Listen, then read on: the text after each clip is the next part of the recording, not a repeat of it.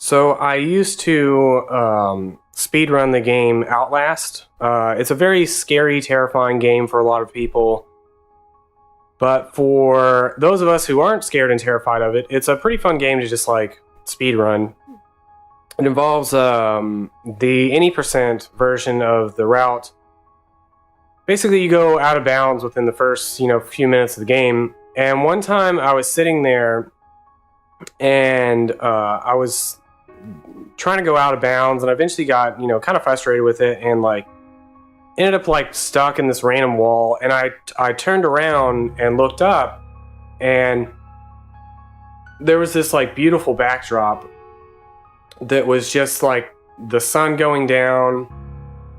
and like you could see the forest and all this other stuff, and it was really well done, and it just looked like this painting like out in the world that was just like part of the background that nobody really noticed. And like I just sat there for a few minutes, and I was like, it's interesting to me that there's this, not only is there just this thing out here that no one would ever notice, but it's this thing of beauty that deep in this like terrifying, like horrifying game, there is just this background that's just this beautiful like sunset. And it's something, I mean, I've looked out for my whole life. Is I've always been one to look at what's in the distance rather than what's right in front of me. But this experience really, like, I wouldn't say it hit me hard, but it definitely was one that was impactful, and that like I really remember sitting there for several minutes just staring at this and explaining to my stream chat. I was like,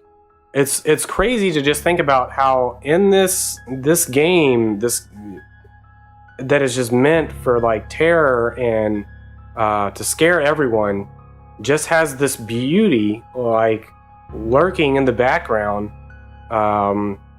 and it's something that I think,